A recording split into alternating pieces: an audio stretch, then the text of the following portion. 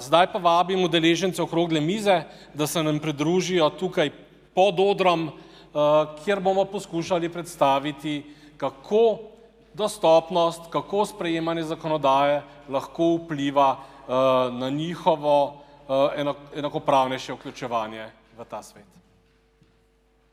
Gospod Huskič, gospod Štanta, Anja, pozdravljeni. Vsi ste predstavniki invalidov, vsak ima različno invalidnost, vsaki dan živite s tem, se pravi, imate čisto drugačne izkušnje na doživljanje tega sveta kot večina ostalih. Takih, kot ste vi, ni malo. V Sloveniji, v Evropi, po naših podatkih, po podatkih Evropske komisije, je oseb, ki se soočajo z različnimi invalidnostmi, oviranostmi, posledicami starosti, različnih stvari, do 25,30%. Te številke mnogi prepogosto gledamo zelo napačno, mislijo, da so veliko nižje. Zato je ena najpomembnejših stvari, da se čim širši krog vseh nas zaveda, kakšen je vpliv nedostopnosti oziroma vpliv reševanja dostopnosti na življenje oseb, ki se s težavami v dostopnosti vsakodnevno srečujete. Zato bi vam kar vsem trem na začetku zastavil par enakih vprašanj, na koncu pa morda še bolj usmerjeno v posameznika. Gospod Huskič, če gremo kar po vrstnem redu, kaj za vas pomeni dostopnost v vsakdanjem življenju? Ne samo fizična, tudi digitalna, komunikacijska, informativna, kje najbolj vpliva na vas? Ja, hvala še enkrat, lep pozdrav. Dostopnost za mene v bistvu pomeni način življenja. Kajti v bistvu jaz se vsakodnevno srečujem z različnimi oblikami ovir, kjer jih moram premagovati. Če grem v službo, je treba pač poiskati prave pločnike, kje lahko priješ gor, kje lahko dol zastopiš. Moraš v bistvu imeti načrt v glavi že vnaprej. Potem pa v službi seveda se srečam z različnimi oblikami digitalne dostopnosti. Jaz v bistvu kot gibalno oviran težko uporabljam normalne pripomočke, normalno miško, tipkovnico, take stvari. Tako da v bistvu sem zelo odvisen od te digitalne dostopnosti. Potrebujem posebno miško, ki v bistvu lahko sam uporabljam. Potem zaslonsko tipkovnico, različne oblike, video, ki mi pomaga, da lahko delo, ki ga upravljam kvalitetno in da je upravljeno pač v nekem doglednem času. Tako da jaz zelo pozdravljam in si želim, da bi bilo te digitalne dostopnosti še več, posebej, da bi bilo še več v slovenskem jeziku. V tujini vemo, da obstaja že veliko različnih pripomočkov, ki nam omogočajo lažje življenje, delo. V Sloveniji se te stvari počasi premikajo, tako da želim si, da bi bilo še več tega. Najlepša hvala. Mogoče samo dodaten komentar k tem pomanjkljivosti slovenščine. Smo zelo majhen jezik. Ne vem, koliko se vas zaveda, ampak Apple je slovenščino uvedel šele v lanskem letu. Ne vem, koliko vas ve, ampak upravljanje z jezikom naprav v slovenščini še vedno ni mogoče, zato ker to ni eden od jezikov, ki bi jih naprave prepoznale. Se pravi, veliko svetovnih jezikov je, kjer si lahko invalidi pomagajo s pripomočki, ki so jih velika tehnološka podjetja že razvila, ampak zaradi majhnosti jezika nam še niso na razpolago. Gospod Štanta, kar isto vprašanje tudi za vas. Se je že moj predhodnik lepo odgovoril, ne? Vas lahko samo... Se slišimo? Se, super. Spravi, že moj predhodnik lepo povedal primer, ne? Jaz bom poskušal malo drugače odgovoriti, ne? Zame je dostopnost, da imam možnost enake kakovosti življenja kot nekdo, ki ni invalid. To je zelo tako širok spekter, ne? Od tega, da dostopam do nekih storitev, zdravstvo, sociala, šolstvo, pač javni sektor, brez nekih ovir in dobim enako kakovostno storitev kot nekdo, ki ni invalid, do tega, da moja vsakdanje življenje pozablja se, da ko govorimo o dostopnosti, govorimo več o manj o tako imenovani Ste me slišali do zdaj? Ok. Govorimo potem kot arhitektura, se pravi, da pride dostop do nekega točke, kjer se izvaja služba, storitev, karkoli. Ampak hudič v podrobnostih, koliko je pa storitev prilagojena mojim specifikam kot invalidu. In tukaj največkrat padamo. Primer, ko smo imeli prej predavanje, ko govorim o dostopnosti digitalnih vsebin. Primer, jaz naročim preko maila pri zdravniku pregled.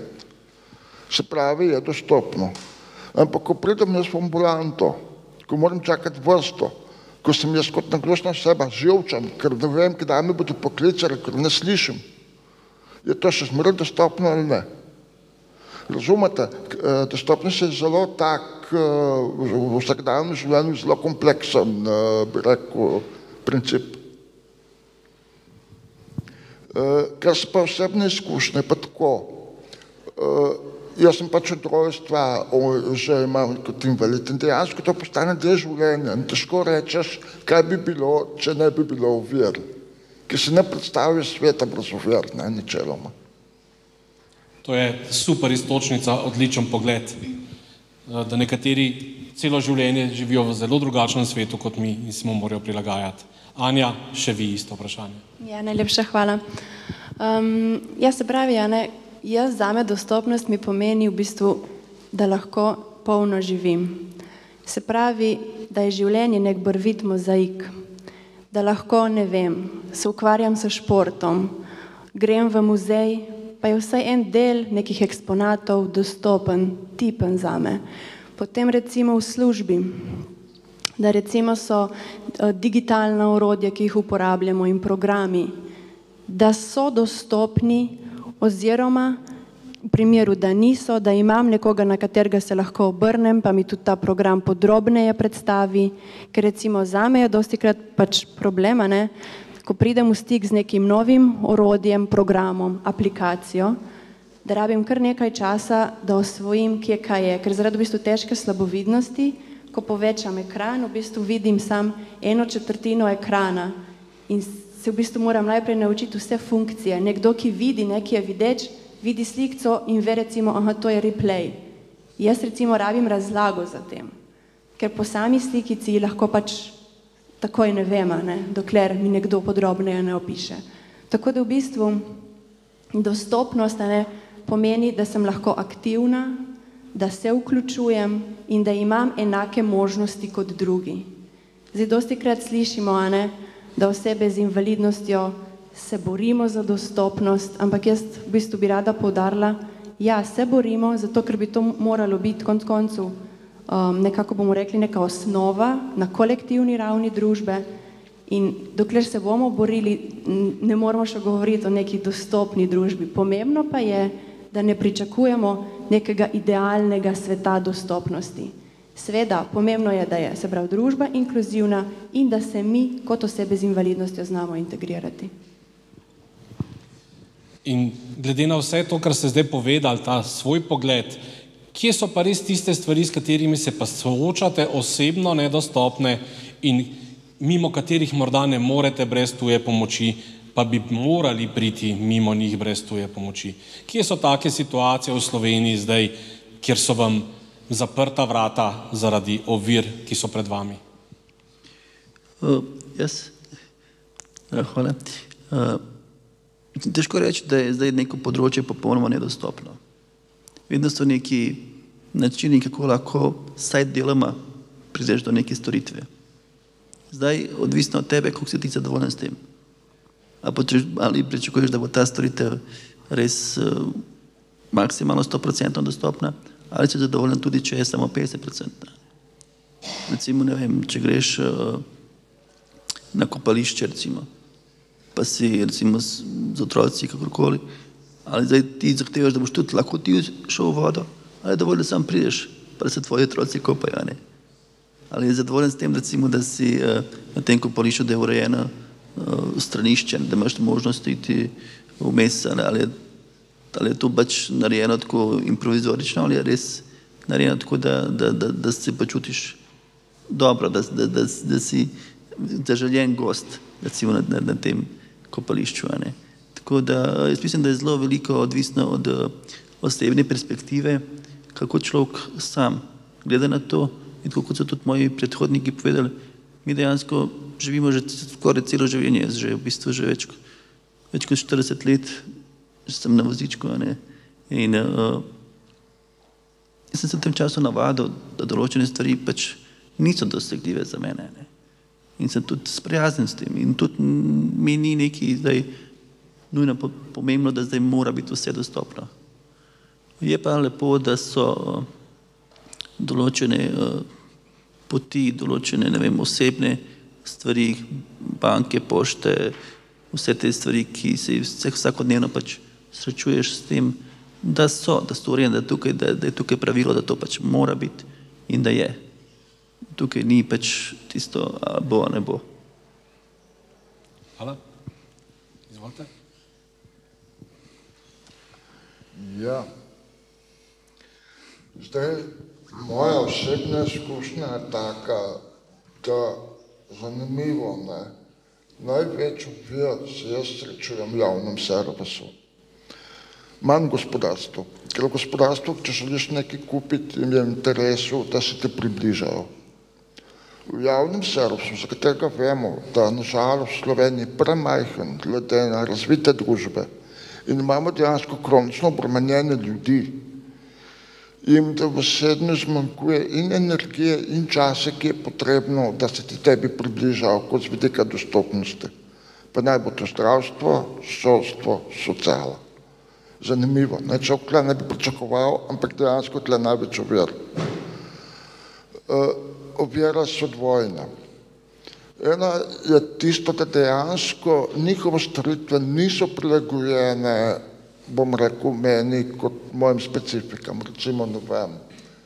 Če si paraplegik, je velika verjetnost, da boš bolj nagnjen k sladkorni bolezni, kot če si normalno hodeč. Ampak medicinske smernice tega ne upoštevajo kot primer. To je en problem. Drugi problem je pa samo opolnomočenje izvajalcev storitev. Kako dejansko posameznik, ki je na drugi strani, pozna moje specifike, koliko zna komunicirati z mano, koliko pozna sploh možnosti podpore v smislu, ne vem, za gluhe, recimo tolmač in tako naprej. In tukaj ponovadi vsa moja izkušnja je taka, največkrat imamo vera, ki je zelo težko premagam. Pač nekako je rešitev, ampak smo gre na račun, bi rekel, mojega zdravja, mojih živcev, mojega časa. Se pravi, lahko rečem, da tle ne dobim enako kakovost storitve kot nekdo, ki ni invalid. Če morda preden Anja nadaljuje, povzamemo, kaj sta oba povedala, to, da se morajo za svojo dostopnost sem prilagajati in svoj čas porabljati invalidi. In to je tisto, čemur je dostopnost namenjena, da tega časa porabijo čim manj, da čim bolj enakopravno živijo. Kaj bi še ti dodala, Anja? Ja, se sta v bistvu že moja predhodnika kar fajn povzela. Mogoče z mojega stališča ena izmed takih ovir, ki je vsak dan na poti, je seveda javni transport. A ne pa mi je kdaj zanimivo, da v bistvu še dan danes v Ljubljani, nekateri avtobusi še vedno niso prilagojeni. Se pravi zame, recimo, kot težko slabovidno, preprosto povedano, še vedno so številke marsikaterih avtobusov nekontrastne in še kdaj nekdo, ki v redu vidi, pa ki ga vprašam, mora iti bliže pa pogledati. Tako da, ali pa tudi, ko so najave na avtobusu, jih recimo šofer preprosto sklopi in pač potem spet nekako več stresa na nas dan, ga pa moraš biti pozoren, kje se vozimo, pa spet spraševati. Se v bistvu vse se navadiš, spraševati in vse, ampak kdaj bi preprosto, mogoče tisto 1 minuto, 2, ki pač nek stres doživljaš, pa se probaš orientirati, mogoče preprosto tudi kdaj kot ostali, preprosto samo uživa v momentu. Tako da z tega vidika, se pravi recimo javni transport, potem bi pa mogoče sam še poudarila, kar sem že prej omenila, se pravi predvsem tudi digitalna dostopnost, kot je tudi Tilena povedal, da v bistvu preveč časa namenimo za to, da se v bistvu mi privadimo tem aplikacijam, spletiščem. oziroma tudi sama, kdaj ne opazim frustracijo, ko iščem kdaj znanstvene članke po spletu. Tako gre več časa za to, da si prilagodim nek znanstveni članek, da ga pretvorim iz PDF-ja v Word, pa potem recimo dam v e-bralec, pa da mi prebere, ne? Kakor pa da bi preprosto recimo že bil po defaultu dostopen recimo v Word obliki in da bi mi prebralo, ali pa da bi kar avtomatsko spletne strani, ne, imele vmesnik, ki bi pač v bistvu zvočno prebral, tako da, na kratko. In sedaj, glede na vse to povedano, kaj mislite, kakšno vlogo ima tukaj družba? Kaj bi lahko naredili v javnih ustanovah, v podjetjah, posamezniki, da bi se dostopnost za vas res opazno izboljšala? Kratke, pozitivne, majhne spremembe vidimo, ampak te so morda premalo. Kaj storiti, da bi bile te spremembe hitrejše? Vsekakor v bistvu je zakonodaja, ki jo imamo v Sloveniji že sprejeto, ki je v bistvu je po drugi strani zelo dobra, ne, je dobra istočnica za to. Kajti ljudje, dokler jih nekaj ne presili, dokler jih nekaj ne udari po glavi, dejansko se ne premaknejo. Ne. Glejte, mi smo zakon o izenačevanju možnosti v bistvu že 20 let. Zakon o dostopu blaga in storitev tudi je že približno, ne vem, manj kot 10 let. In zdaj, ko ti zakoni začenjajo v bistvu prihajati v veljavo, ne, in ko bi mogli storitve že biti vse sprejete in urejene, šele zdaj se organizacije in pač različni dejavniki obračajo na nas, kaj naj naredimo, kako naj prilagodimo stvari, kako naj, da bi se izognili kazen, ki bojo v teh zakonih predpisane. A veste? In če sama družba ni toliko sposobna, ozaveščena, da pač vidi, da je nekaj treba narediti, ne, je včasih dobro, da pač da imamo vsaj zakon, ki je na to predpisan in ki lahko mi kot posamezniki, če se ta zakon ne uveljavlja, lahko tožimo, lahko to pravico izterjamo. Jaz sem bil pred leti na Irskem in oni so tako zakonodajo sprejeli že, ne vem, približno 30 let nazaj in dokler se niso posamezniki odločili, da tožijo državo, ker niso mogli recimo na fakulteto ali niso mogli, ne vem, na neko, ni važno kam, ampak dejansko so iztožili te stvari in potem so se stvari začeli premikati. Jaz upam, da pri nas tega ne bo treba, ampak dobro je, da imamo pa to možnost. Ta poudarek je v resnici zelo dober. Velik razkorak je med državami, kjer so pravice invalidi pridobili na osnovi svojih tožb, Avstralija, Združene države Amerike, tudi UK, in pa državami, kjer je bila zakonodaja sprejeta brez tega, tako kot v Evropi, in se zaradi tega zelo počasi uveljavlja. In ta možnost posameznika je pri nas kar pogosto spregledana. Gospod Štanta. Ja, bi vas popravil, ne. Vi tako govorili o tistih državah, kjer je tako imenovani anglosaksonski pravni sistem, ne. V našem celinskem pravu, se pravi, v preostala Evropa, to ni možno, da bi posameznik tožil, pa nekaj dosegel po državi, ne. Je drugi pravni, bi rekel, okvir. Jaz sam osebno najbolj vidim problem, kar je že opozoril predhodnik, kazni. Mi spremenimo navado šele takrat, kada smo to prisiljeni. Vsak od nas ve, kako vozi po cesti in ko pride v tisto umirjeno območje 30 km na uro, več ali manj dvakrat upoštevamo, potem prekršimo. Gremo pa samo 32 na uro več, ne gremo več 30. To pač človeška narava.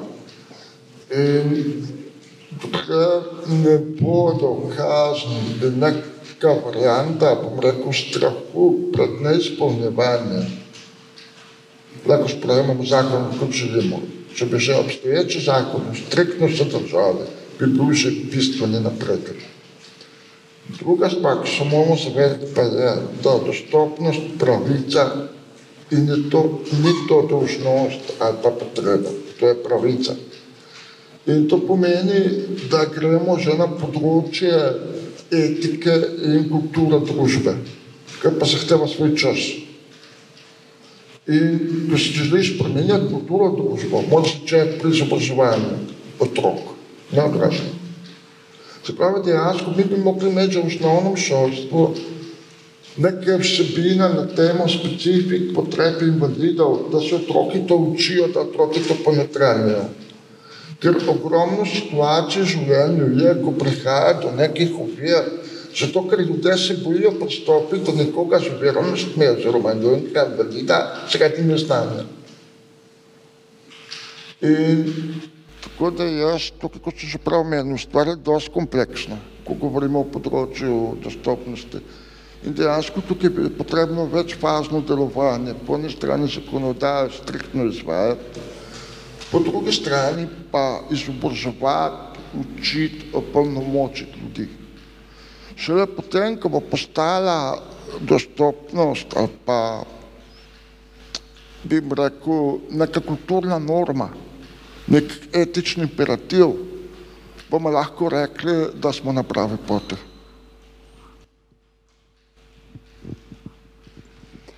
Ja, zdaj ste mi kar malo besedo ukradili, ker sem tudi ravno hotela nasloviti ta vidik normalizacije, da v bistvu vsi akteri, ki so vpeti v neke politike vključevanja, pa ne bo to, se pravi, ko danes govorimo na področju digitalizacije, v bistvu, da vsak akter v bistvu ima neko določeno stopnjo odgovornosti. In še ko se bo ta odgovornost resnično v bistvu prevzela in implementirala v družbo, bomo prišli šele v prehod same normalizacije. In se pravi, kakšno vlogo tukaj ti akteri imajo, je pomembno, da so v bistvu proaktivni.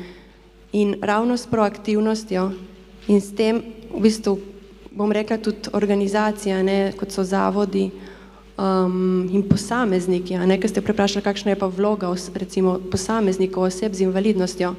Pomembno je, da smo tudi sami aktivni in da znamo predstaviti svoje pravice.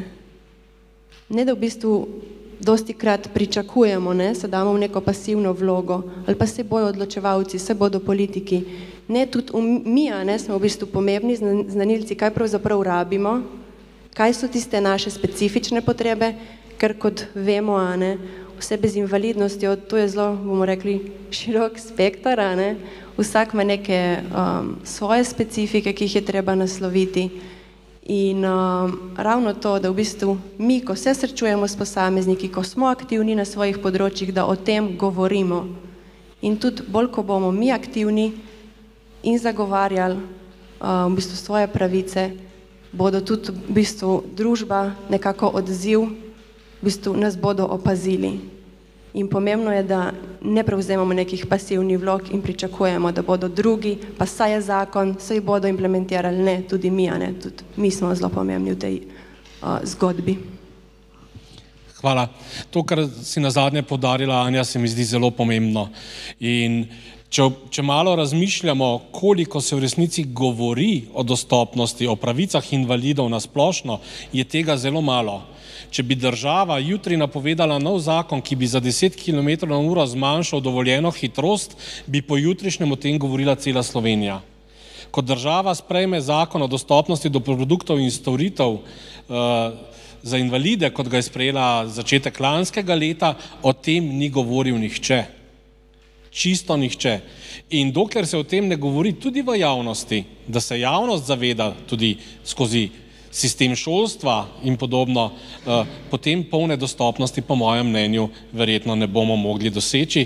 In polna dostopnost je tako in tako iluzija, rečemo dovolj visoke stopnje dostopnosti namesto polne dostopnosti.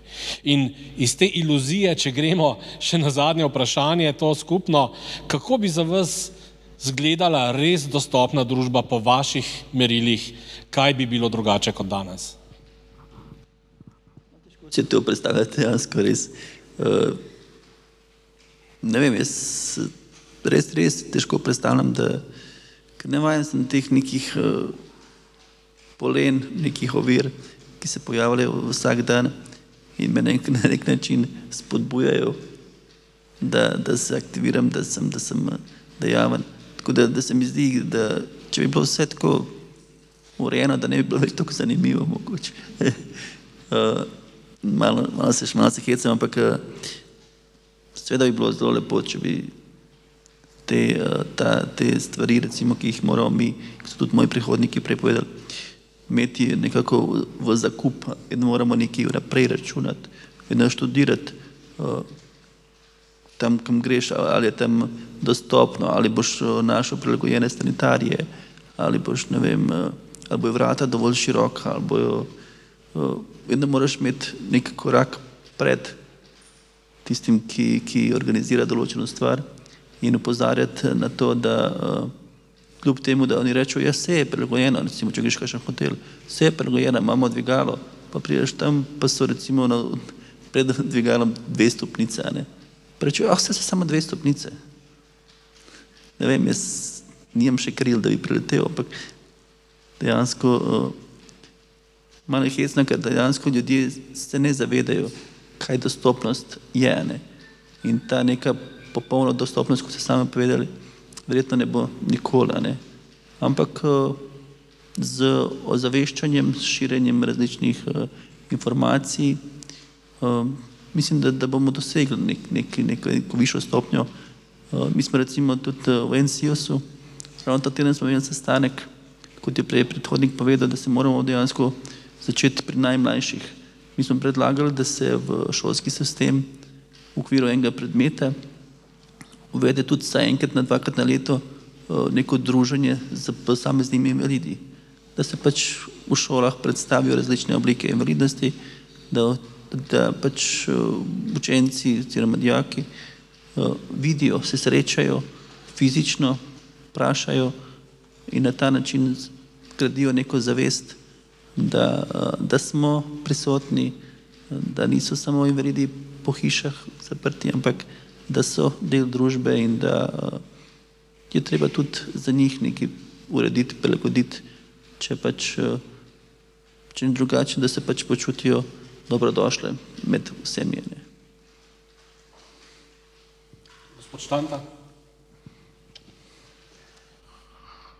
Na nek način težko odgovorim na to vprašanje, zato ker vsak ima neko omejitev, ima svojo definicijo dostopnosti glede na svoje potrebe. Če bi pa zdaj gledam jaz globalno, da rečem neko splošen odgovor, moramo se prav vprašati, kaj pa sploh dostopnost. Mi živimo v družbi integracije, to se pravi, vsak od nas poskuša zadovoljiti neke potrebe, zahteve, pričakovanja družbe, našega okolja, da na ta način se integriramo, smo sprejeti v družbo. Dostopnost je pa obraten proces. Dostopnost pa pomeni, da družba prilagaja svoje okolje, storitve in vedenje potrebam posameznika. To je tista idealna dostopnost.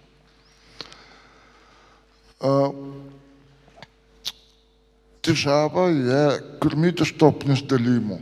Ekonomska dostopnost, socialna dostopnost, arhitekturna dostopnost, informacijska dostopnost, ne vem, arhitektonska dostopnost. Dostopnost je samo ena. Je celovit koncept. Ker tako, ko prestanemo na to drobljenje, izgubimo tisto glavno pot do celovite dostopnosti, ki zajema vse aspekte posameznika in njegovega življenja. In tisto, kar se premalo poudarja, je, da dostopnost ne pomeni lažjega ali pa kvalitetnejšega življenja za nekoga, ki je invalid ali pa ki ima neko drugo omejitev. To pomeni lažje življenje za vse posameznike. Če je lažji dostop za paraplegika do ambulante, bo to tudi lažji dostop za mamico s vozičkom, bo to tudi lažji dostop za nekoga, ki je omejen, ne vem, ima bolečine v kolku in tako naprej. In mislim, da se kot družba premalo zavedamo tega, da v bistvu dostopnost ne samo, da izboljša kakovost življenja celotni družbi, v bistvu tudi vpliva na boljši in ekonomski, in socialni, in zdravstveni položaj posameznika. dejansko, recimo z vidika zdravja, je Svetovna zdravstvena organizacija izračunala, da za en vložen dolar v dostopnost družba dobi nazaj $10. V bistvu je to dostopnost v bistvu naložba. In to naložba, ki dobro nosi, bomo rekli, ne. In mislim, da to premalo poudarjamo, ko se pogovarjamo, bomo rekli, z odločevalci.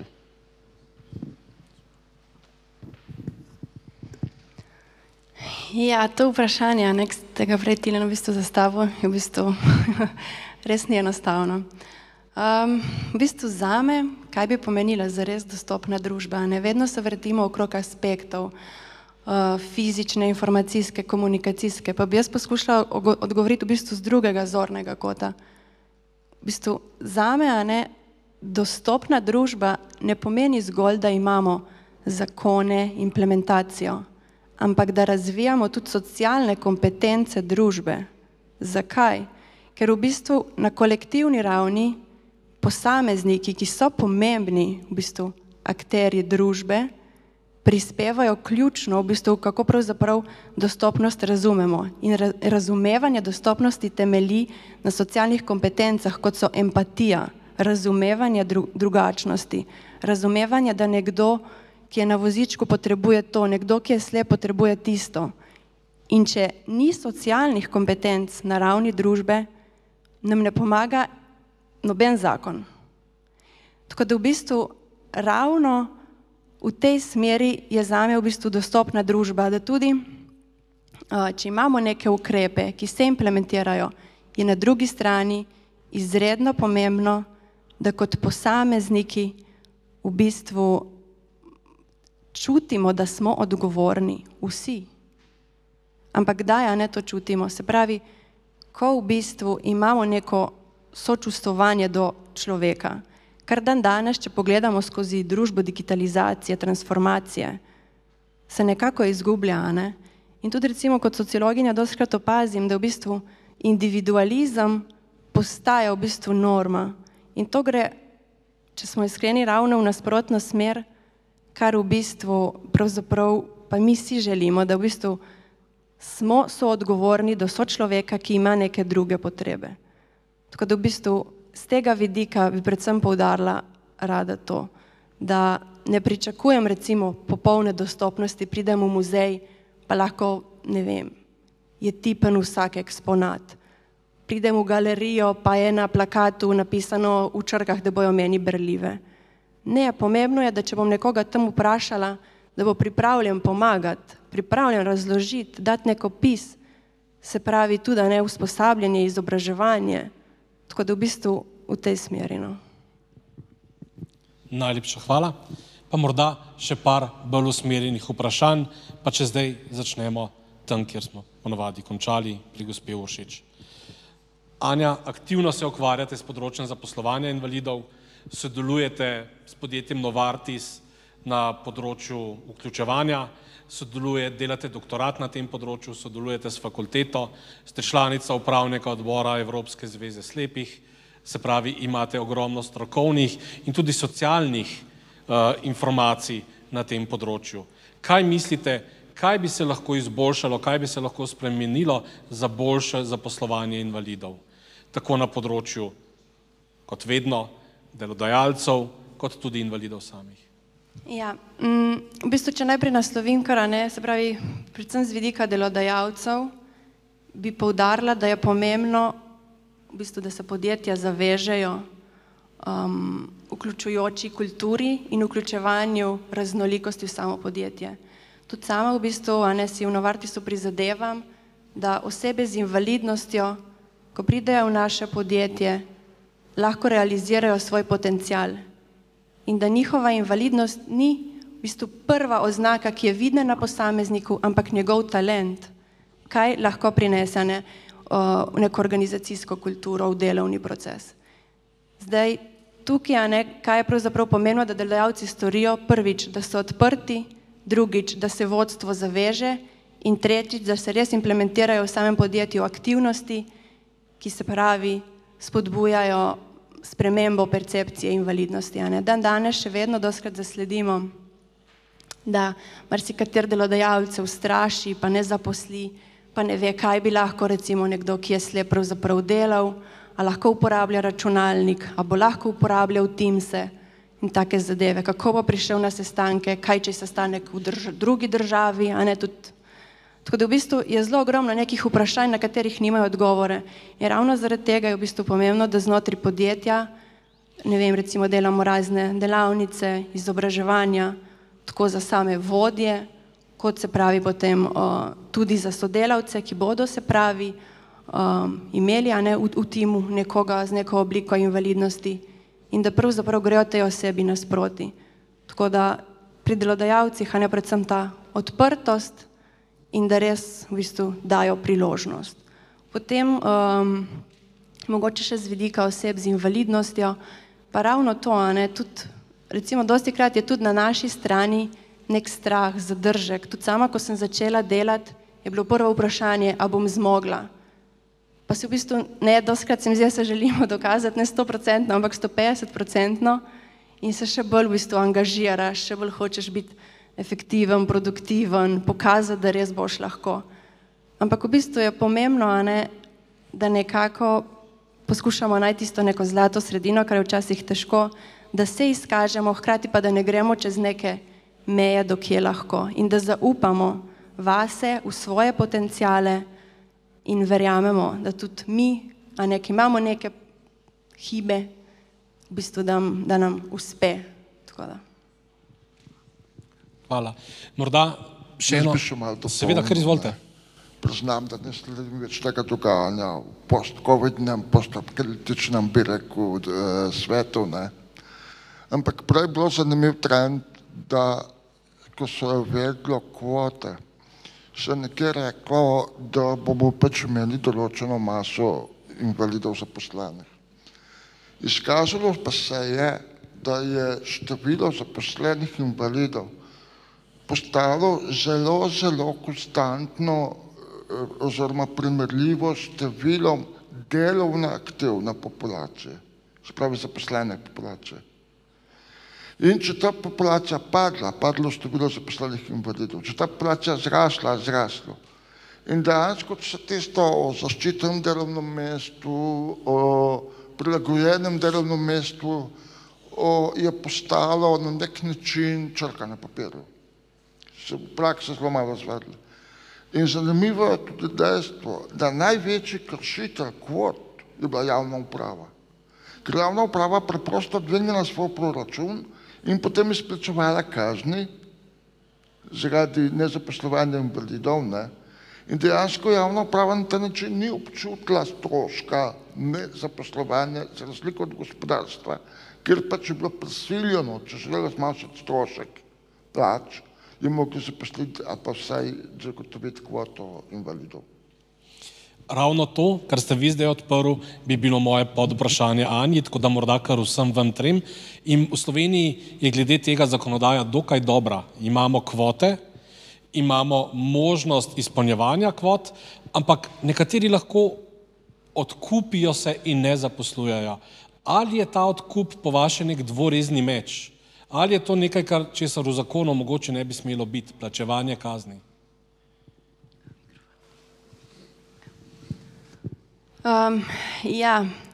Zdaj, ko govorimo o kvotnem sistemu, je res pomembno v bistvu, da ga malo pogledamo z kritičnega vidika in ravno to, kar ste omenili, to je v bistvu trend v Sloveniji, ker če pogledamo, ogromno delodajalcev pravzaprav plačuje to nadomestno kvoto.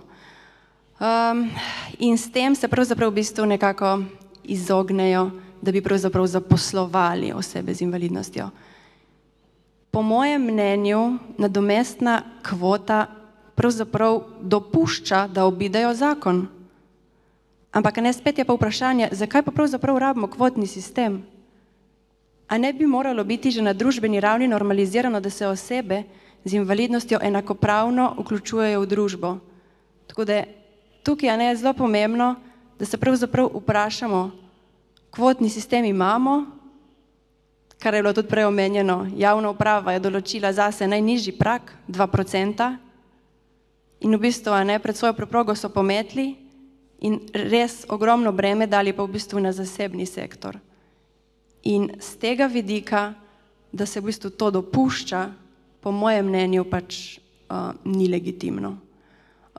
Žal pač takšna praksa je in tudi ravno zaradi tega poskušamo tudi v bistvu z našim podjetjem nekako ozaveščati tudi eksterno, da se tudi drugi delodajalci, ki so pomembni akterji v gospodarstvu, zavežejo, pokažejo dobre prakse, delijo dobre zgodbe zaposlovanja in da nekako se skozi prakso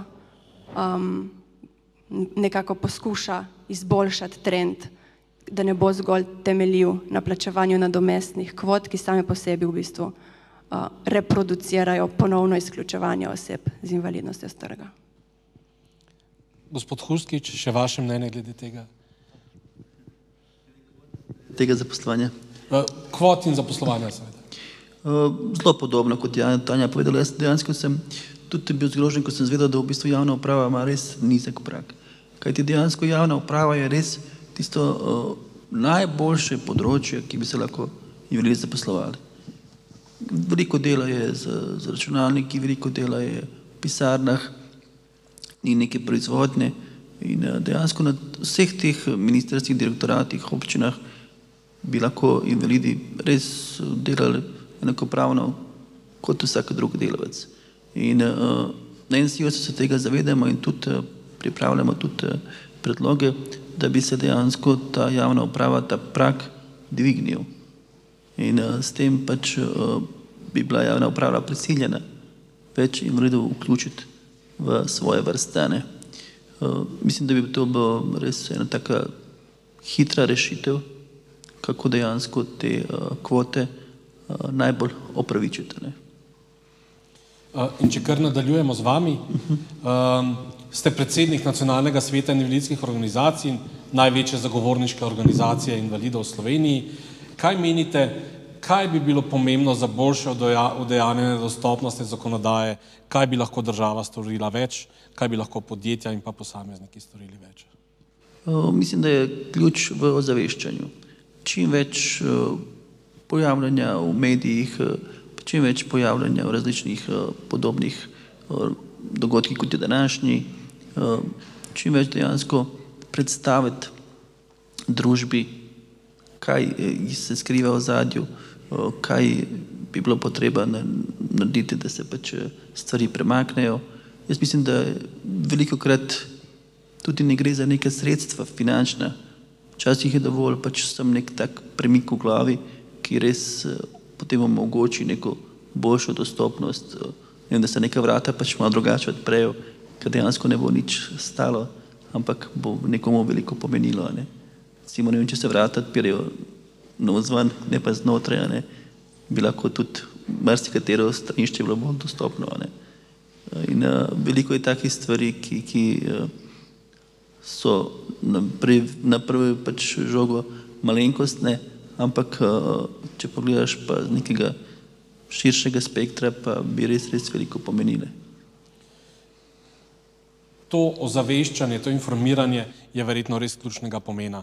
Mi, če globalno pogledamo Slovenijo, mi ne najdemo javnega spletišča, ki bi bilo namenjeno ozaveščanju o dostopnosti, o pravicah, o dolžnostih na splošno. In vsak si je dolžan sam informacije iskati sam in to je verjetno ena ključnih težav. Gospod Štanta, vi ste avtor, imate tudi svojo knjigo, zagovornik pravic, ste strokovnjak, poklicno se na NIJZ-ju osredotočate na področju invalidov in pa starejših, na področju javnozdravstvenih problematik, dostopnosti zdravstvenih storitev in imate seveda na osnovi vaših osebnih in profesionalnih izkušenj veliko informacij in izkušenj. Kaj vi menite, da bi morala država na področju implementacije zakonodaje in pa organizacije storiti več, da bi se implementacija približala ciljem zakonov? Mislim, da smo že na to predhodno vsak od nas že malo nekaj povedal na to temo. Dejansko je potrebno, po mojem mnenju, iti večstopenjski postopek. Po eni strani NSI-jev kot zastopnik ali pa kot zagovornik države v imenu invalidov mora bistveno bolj agresiven biti. Nažalost je tako. Vprašanje, koliko je kadrovsko in tako naprej, to imate zmožnost časovno, ampak dejansko je premalo agresiven. Drugič, mi kot invalidi smo izredno raznolika populacija, ki imamo zelo malo skupnih točk glede potreb. In se zelo težko zedinimo znotraj, bi rekel, da bi potem tudi NSIOS kot krovni organizaciji dali neke smernice, kam je glavni poudarek. Da vam dam primer zdravstva. V Sloveniji imamo klasifikacijo invalidnosti še po starem jugoslovanskem zakonu glede na telesno okvaro. Pa smo se prav velike spremenjali, ampak klasifikacija. Svetovna zdravstvena organizacija pa temelji, klasifikacija invalidnosti Svetovne zdravstvene organizacije pa temelji na sposobnosti samostojnega življenja. In ravno zaradi tega imamo v svetu, ko govorimo o osebah z omejitvami, govorimo tudi o osebah, ki imajo določene pravice. Pri nas te pravice nastanejo šele, ko po nekem zakonu dobi status invalida. Invalid je status, ne stanje. Stanje je, da imaš omejitve. Se pravi, imaš tako omejitev, ampak nimaš statusa invalida, ker avtomatično pomeni, da nimaš pravic. To je spet eno tako sivo področje, ker dokaj tle ne bo urejeno. Bodo vsi govorili, ja, v Sloveniji imamo 7% invalidov. V resnici imamo pa 24%, to je Eurostat podatek, oseb z takimi ali drugačnimi omejitvami, ki trajajo vsaj 6 mesecev. To je osnovna definicija. Eno je pogajalsko izhodišče za 7%, drugo za 24% z državo. To je prva stvar, ki jo bi mogli nek način urediti, da se sploh izboljšamo svojo pozicijo, ko gremo s državo se pogovarjati. Druga stvar, kot sem rekel, agresivnost. Pri nas ne more posameznik tožiti državo, lahko pa toži invalidska organizacija pa bilo kdo. To nam manjka. Druga stvar, ki nam manjka, je pravzaprav razvoj znanosti. Medicina, sociala, predvsem te, ki se ukvarjajo s temi populacijami, imajo zelo malo strokovnih raziskovalnih člankov na temo potreb in specifik invalidov. Kot sem prej omenil primer za sladkorno bolezen. In ker tega ni, potem tudi sama izvedba storitev ni taka, kot bi morala biti, ker je izvedba storitev na poključu povprečnega občana, ne pa po ključu potreb invalida posameznika. Se pravi, razvoj znanosti, s tem razvoj praks, ki mora biti sistematičen in financiran. In tretje seveda je posameznik, kot je polnomočen. Se pravi, izobražen, da pozna stvari in tako naprej. Ker pa, kot je že omenil gospod Horčkič, govorimo o informiranju in tako naprej, medijih, pojavnosti v medijih in tako naprej.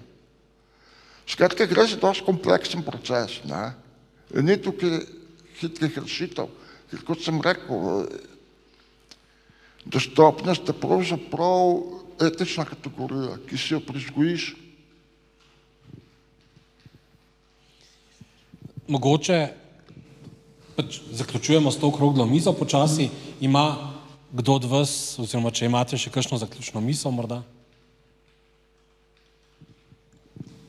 Ja, jaz bi mogoče poudarila, da tudi vsi danes, ko smo tukaj zbrani, da je zelo pomembno, da pravzaprav tudi ko bomo naprej se udejstvovali v družbi, to znanje, ki ga bomo danes pridobili, delimo naprej in smo aktivni zagovorniki pravic oseb z invalidnostjo.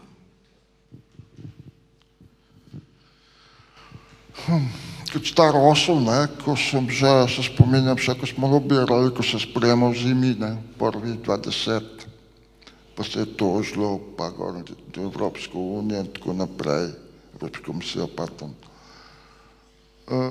Moram priznati, da se je v 10 oziroma 15 letih po sprejetju zime ta problematika inkluzivnosti zelo razvila. Dosti smo govorili o tem, kaj je še potrebno narediti. Ampak včasih se treba pa tudi malo ustaviti in si reči, wow, smo bili dobri, nekaj smo tudi naredili dobrega, nekaj smo že dosegli. Čeprav to mogoče sam pol poti. Tako da bi zaključil s tem, da smo na dobri poti. Nekaj je narejeno, nekaj nas čaka, ampak to je tak proces in pot, ki se nikoli ne konča. Gospod Huskič. Jaz bi podobno povedal kot moji predhodniki, dejansko smo mi na nekem začetku neke poti, ki ima neki svetel konc. Jaz mislim, da družba se počasi zaveda tega, da pač so te stvari potrebne za vse, kot so tudi predhodniki pripovedali dejansko. Nismo samo mi invalidi tisti, ki potrebujemo prilagoditve, ampak skoraj vsak državljan danes potrebuje neko posebnost, neko prilagoditev, da se enakovredno vključuje v družbo. Ne vem, ali potrebuje malo večji sedež, ali potrebuje, ne vem, karkoli pač pride vmes, ampak vsi imamo neke potrebe, vsi smo in zaradi tega ne delajmo nekih razlik, ne dajmo pač nekih poudarkov, zdaj invalidi so neka posebna skupina, za njih moramo nekaj delati, ampak delajmo za vse, za celo družbo, da se vsi počutimo enakovredne in da dejansko olajšamo življenje vsem nam. Sprav, če naredimo nek zelo kratek povzetek, nek sistematičen pristop, ki bi osveščal široko družbo k zavedanju, da spremembe, ki so potrebne za prilagoditve za invalide, nam pridejo v resnici vsem prav. Spremembe za gibalno ovirane mamicam, spremembe za vidno oviranem vsem starejšim, vsem, ki delamo na močni svetlobi in podobno. Tako da to je morda neka usmeritev tudi za državo, za invalidske organizacije, za nas posameznike, se pravi, da nadaljujemo z osveščanjem, da nadaljujemo na področju širjenja znanja in pa zavedanja, da to niso neke prilagoditve, ki so namenjene 5, 10 ljudem v družbi, ampak so namenjene celotni družbi. Najlepša hvala za udeležbo in pa upam, da boste v nadaljevanju z nami, kolikor bo tole možno. Hvala.